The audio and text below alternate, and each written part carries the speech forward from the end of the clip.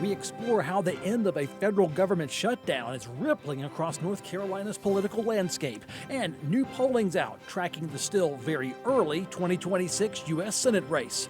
This is State Lines. Quality public television is made possible through the financial contributions of viewers like you, who invite you to join them in supporting PBS NC.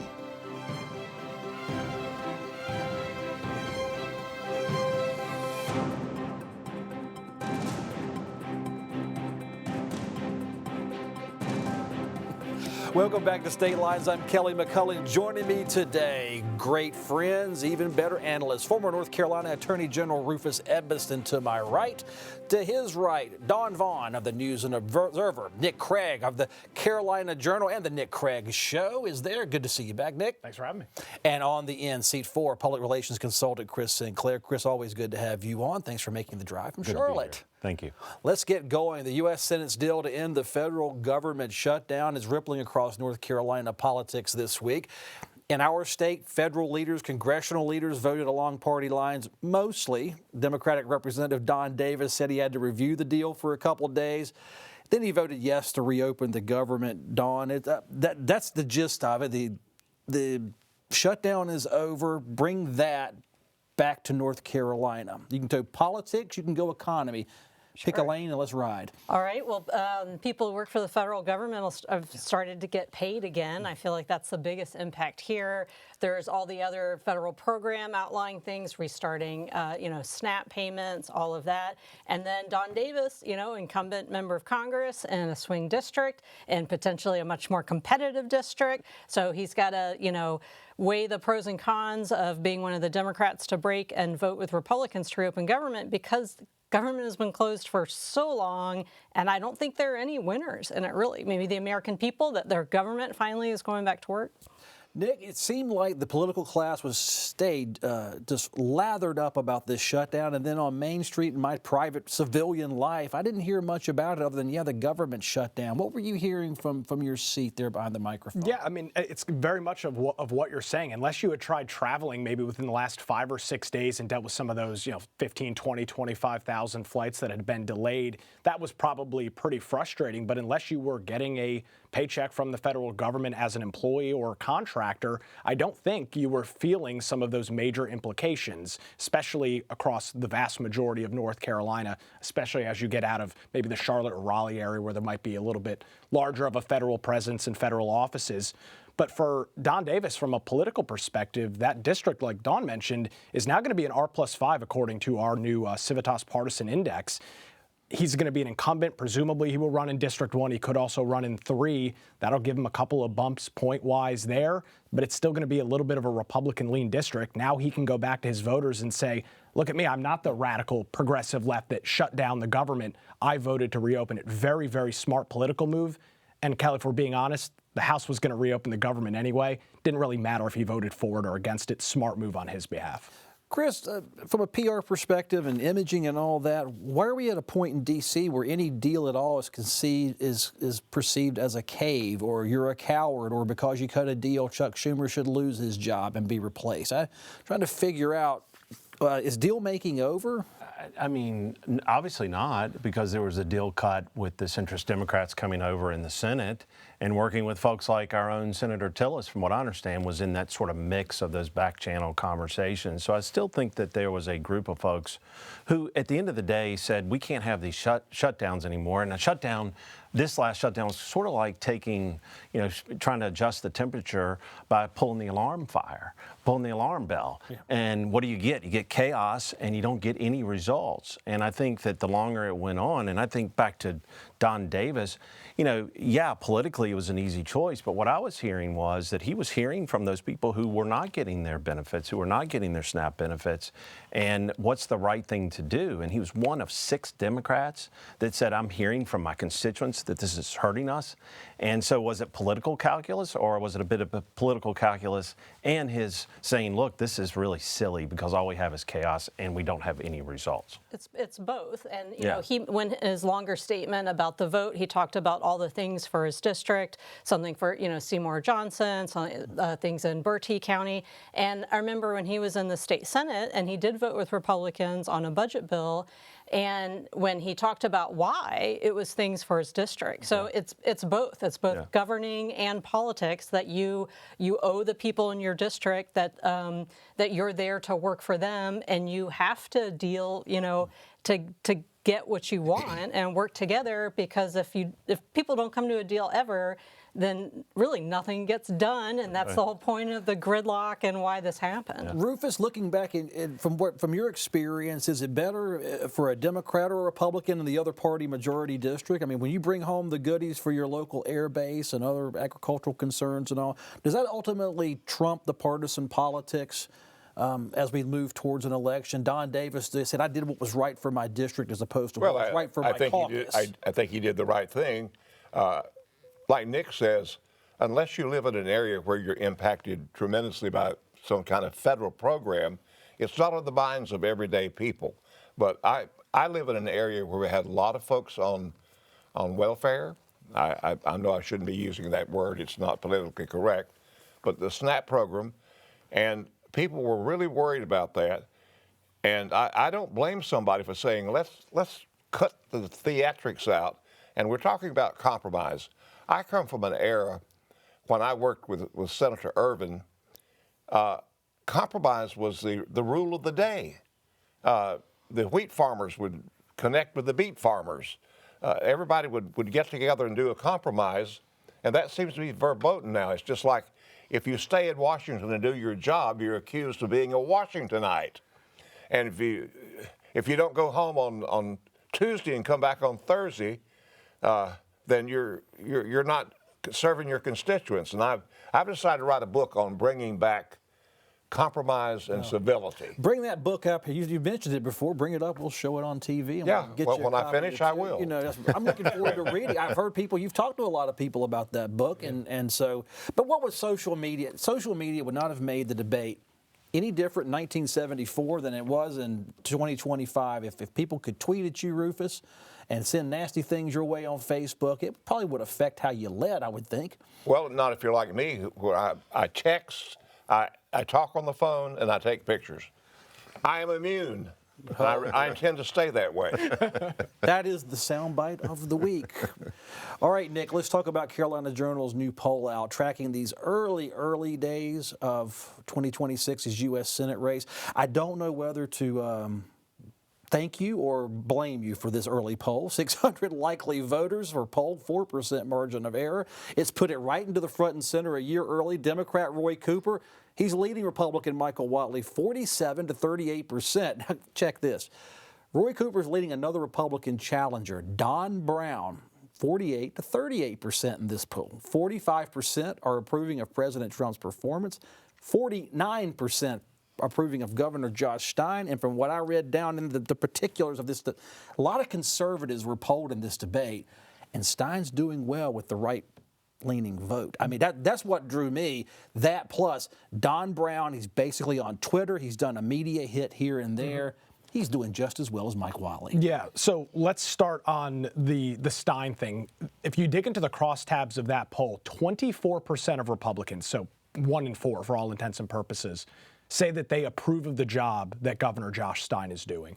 That is not, from a purely political standpoint, that is not normal. Democrats overwhelmingly agree with Democrats. Republicans overwhelmingly agree with Republicans. Flip it, vice versa. You don't like what the other party is doing. So the fact that he's got a 1 in 4 approval from Republicans shows why his approval is at 49.5%. It is down about 1.5 points from where it was last month, but as you mentioned, Kelly, a 4-point margin of error that sways. The Senate race, completely different ballpark. 8-point gap essentially for both candidates, whether it's Michael Whatley or Dawn Vaughan. Roy Cooper's a very well-known political figure. He's been in North Carolina politics for 40 years. When he was leaving public office, he had an approval rating as governor of around 50%, very similar to what you see now with Stein. He's a well-known quantity. People know who he is. It's no surprise that there's not been any major mail, no TV ads, radio, social media, text messages, all the stuff that is going to flood into North Carolina voters over the next 12 months. Once that starts, I'm going to be very curious to see if this gap grows. Does it shrink? It's going to be interesting to follow. Chris, like I said, I don't know what to think of polls this early. I love polls. I love talking politics, and then I realize we're not even into 2026. Sure. So should I be outraged by that? I've fallen for the trap again. I love it, but a 9-point lead and a 10-point lead. If you're Don Brown, what do you think of this poll? I mean, he's out there. I've seen him online. Well, if you're Don Brown or you're Whatley or you're Cooper, it's equivalent of starting out before a football game and you're stretching and getting yourself ready for the game, looking at the scoreboard. It's 0-0 at the end of the day. I think where we are now, it's strictly name ID. To your point, Roy Cooper's been in everybody's on TV screen in their living room for 8+ years. And he's at 47%. He kind of stayed there from the last poll that was done. Whatley's kind of where he was, maybe came up a little bit. It's 0-0. And look, at the end of the day, when we get to the fourth quarter of this race, it's going to be tied. The score is going to be tied, and whoever's got the ball last is going to throw a Hail Mary and win by 10,000 votes or less, because that's the historical context of all of these Senate races, right? And so it's going to come down to a very close race between, I think, Whatley and Cooper, because Whatley is raising a boatload of money. He should raise a boatload He is raising a ton of money. They're looking at $50 million that he's going to be able to raise here. They feel really good about where they are position-wise, and they believe that Cooper's at a ceiling right now. And he hasn't really bumped up past that ceiling, even though he's been in everybody's living room. So this is a 0-0 race. It's strictly name ID. To me, if I'm involved in these races, which I'm not, and I wouldn't be, and I don't want to be, I would say, we're starting at 0-0. That ceiling is an interesting thing to note, and that is one thing that we'll be watching in that poll as we get into early parts of next year and maybe after the primary. He's been essentially stuck at 47.3%.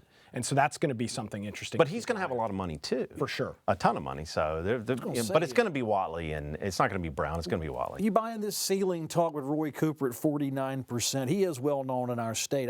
More than 50% of this state knows Roy Cooper. Yeah. Well, let me point out some people that were very well unknown. Bud came from nowhere. Yep. Got to be in the U.S. Senate. For those that can't remember like I did, Robert Morgan was defeated by a man named John East. Nobody knew John East except those at Carolina. And a year from now is like an eternity in politics. Now, I'm not a great poll lover. When I ran for governor, I was so far ahead of Jim Martin in the beginning that I thought, man, I was even picking the curtains for the governor's mansion. And all of a sudden, I'm going to agree with our colleague over here. The national mood at the time will determine this race. And like one of our great friends on the show a lot, Paul Shoemaker, said it's Roy Cooper's to lose. And I think that's true. It is still going to be a very tight race. And national politics will rule the day, in my opinion. I agree. How could national politics affect legislative races in Raleigh next year as well? We kind of never talk about the two together.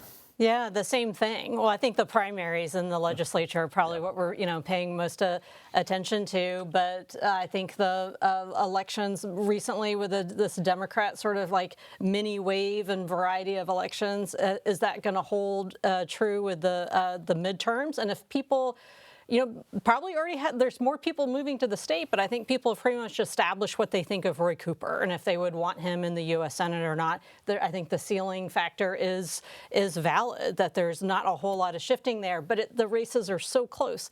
And Whatley hasn't made a name for himself at all yet, with voters, so people just don't know who he is. So I think we will see a lot of attack ads, probably Cooper tying Whatley to Trump. So if people are really unhappy with Trump and there's this, bigger blue wave next year, that's going to work to Cooper's advantage. But that's precarious, and if your poll is correct, and I think in the margin of error, you have 50% of the state that likes Trump, 50% of the state that approves of Stein. And so if you look at that, Cooper's got to be careful in my mind. If he's going to come out and tie somebody to Trump, he's got to worry about the Republicans that are supporting Stein, the middle of the state, the unaffiliated voters, those silent Trump voters that still exist in our state.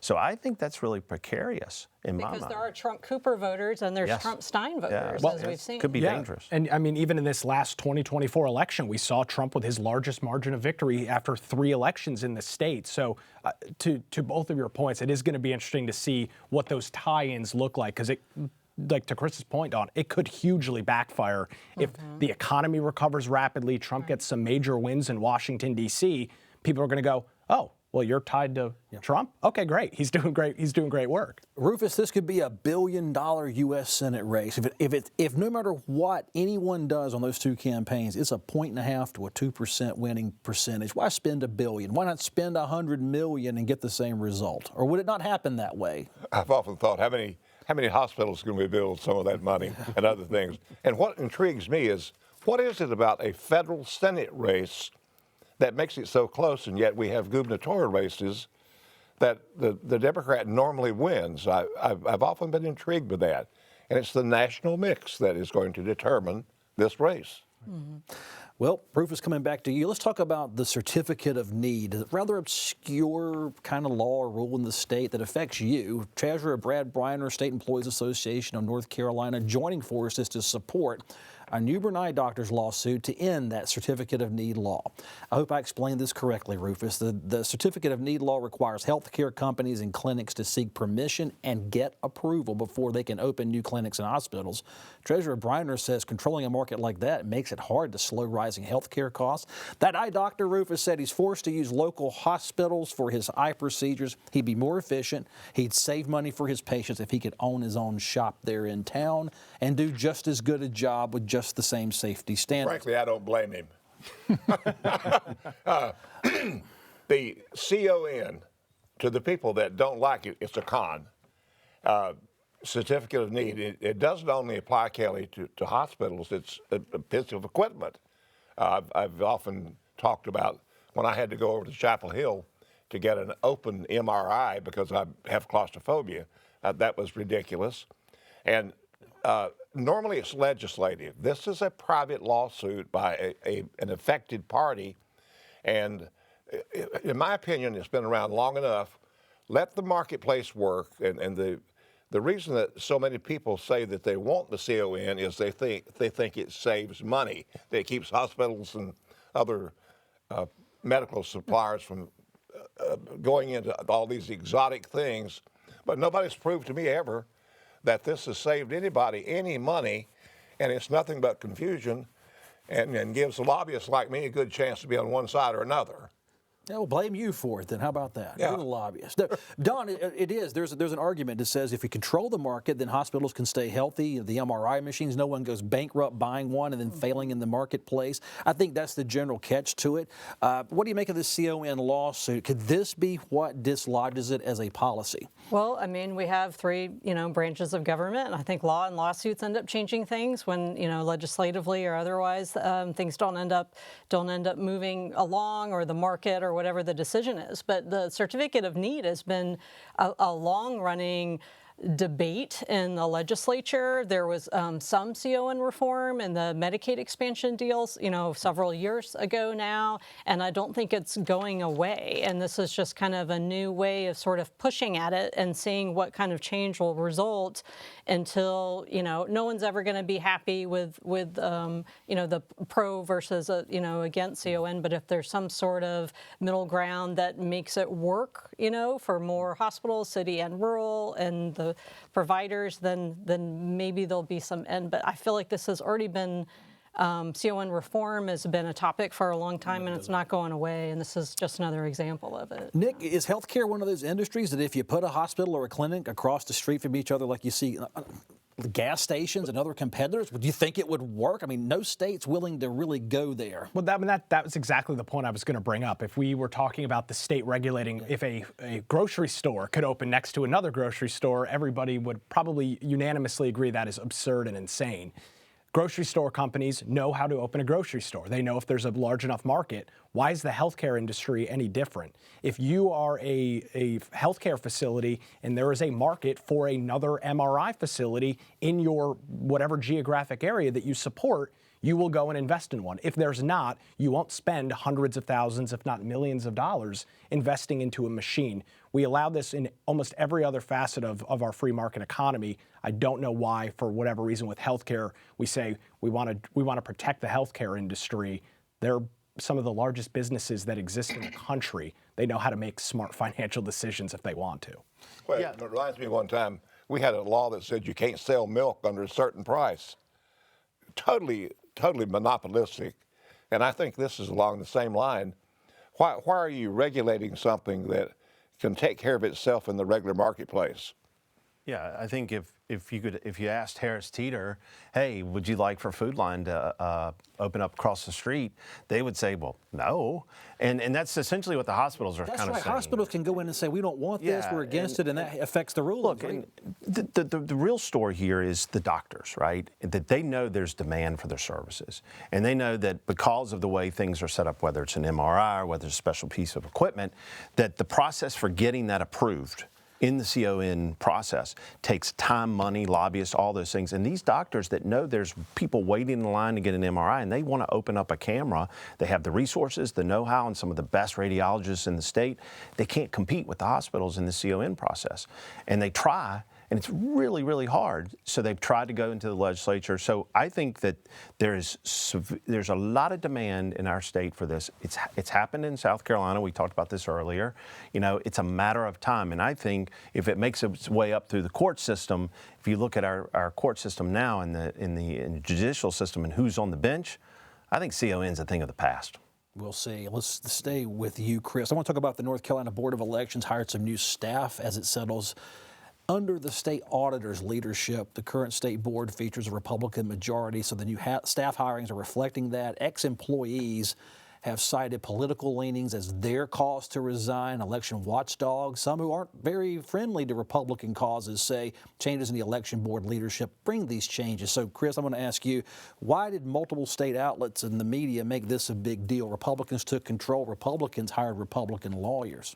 Well, I think it's a good, it's a story. It's a story in the sense that for a decade now, the legislature has been changing our election laws throughout the state. And who enforces those election laws? It's been the Board of Elections, right? They are the regulator, if you will. And so you've had a situation where it's been controlled by the executive branch. If you look at who's controlled the executive branch for the last almost decade, the problem with the Republicans have had with what's happened in the Board of Elections and why they finally got it sort of wrestled away is that they don't believe that the intent and the letter of the law of what they've passed in the legislature has been enforced to the letter of the law by the Board of Elections. So they finally got control. And of course, you're going to have people that come in and say, we're going to follow the letter of the law and the intent of the legislature. And those people that had a different opinion of whether they were, should follow the letter of the law or are following the letter, they kind of bowed out. So I don't think it's news that you have folks that are frustrated that got out because they don't believe in the new people that have come in because of different parties, whatever. I don't think that's newsworthy at all. Nonpartisan, they say. Is that even a thing anymore? It doesn't exist. It never has existed. I mean, the idea that and this is before it was the governor, who, of course, has been, as you just noted, for over a decade, a Democrat. Now it is the state auditor, who happens to be a Republican. Those individuals are going to appoint people that they want to work with. We do this in every other facet of government. It's interesting that it always seems to be a news story when it is Republicans that are hiring Republicans, but not when Democrats are hiring Democrats. It's the political process. You just let it play out. It's not news. Dawn, is the air out of the balloon now with all these elections? For 2 years, we've talked about all these little nuances and election law changes and board changes. Is this issue sort of settling into where it's going to be and we can move on to other ideas in this state?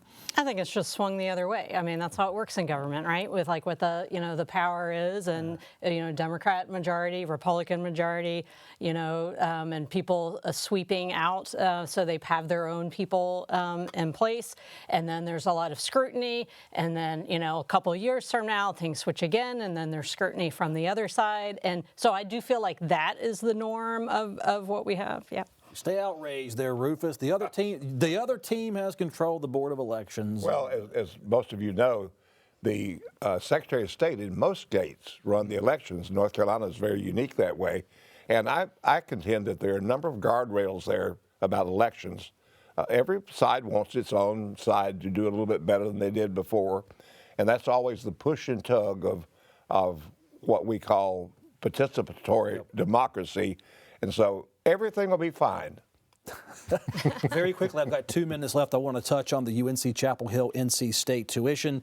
Board of Trustees on each campus have voted to raise in-state and out-of-state tuition this week. We'll go over to you, Nick, on this. 3%. Originally, Carolina said, no, we wanted to only do out-of-state tuition. They came back, voted very closely. So rates going up 3% at NC State and UNC Chapel Hill, subject to the Board of Governors, condensing that story down. Is it time? Has it been a tuition hike since 2017? And the university took cuts. Yeah, I mean, it might be time, but I think one of the things that we've seen nationally over the last couple of years is the rise of trade and tech schools, and many individuals and families looking away from your traditional four-year institution. If these rates continue to go up and we see more of these in the near future, you're probably going to see that accelerate. Very quickly, Chris. I mean, it's a value proposition. We have one of the best university systems in the country. What you get when you go to a state school for that dollar, and you haven't had a tuition increase in fee increase in or tuition increase in 10 years. It's one of the best run systems. So 3%, I think people who send their kids to these schools I'll shell that money out because they're doing such a great job. 10 seconds, Rufus, is tuition. Time to go up? No, it's time for it to be moderate and go up about, like Don and I talked about 1%. And one thing is that the Board of Governors has to approve all these. And so this was a very close vote, and we may not get the 3%. I hope not. What happens at the Board of Governors? We'll find out if we're paying more or not. I'll be paying this tuition next year because my son's a high school senior, and I think those people are obviously the ones that are the most impacted. Thank you, panelists. Email me, statelines@pbsnc.org. It's always good to see you. I'll see you next time.